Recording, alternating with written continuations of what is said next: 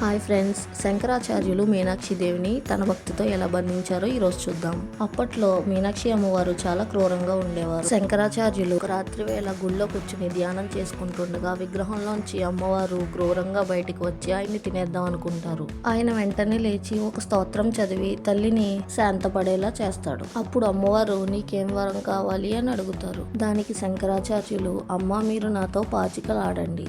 మీరు గెలిస్తే మొదటి ఆహారం నేనే అవుతాను మీకు. అదే నేను గెలిస్తే మీరు ఈ క్రూరత్వాన్ని వదిలి శాంతంగా ఉండాలి అని అంటాడు. అమ్మవారు సరే అంటారు. అప్పుడు మీనాక్షిదేవి భర్త అయిన సుందరేశ్వరుణ్ణి సాక్ష్యంగా పిలుస్తారు. ఆట మొదలవుతుంది. అమ్మవారే గెలుస్తారు. అప్పుడు అమ్మవారు చూడు నేనే గెలిచాను అని అంటారు. అప్పుడు శంకరాచార్యులు తల్లి, నేను ఆట ఆడుతుండగానే నా శ్రీచక్రంలో మిమ్మల్ని బంధించాను అని అంటాడు. మీనాక్షిదేవి ఆయన్ని మెచ్చుకుంటుంది. అప్పటి నుంచి మీనాక్షిదేవి శాంతంగా ఉంటుంది. ఫ్రెండ్స్, మీరు ఎప్పుడైనా మీనాక్షిదేవి గుడికి వెళ్ళారా? కామెంట్ చేయండి. మన ఛానల్ అయితే సబ్స్క్రైబ్ చేసుకోండి.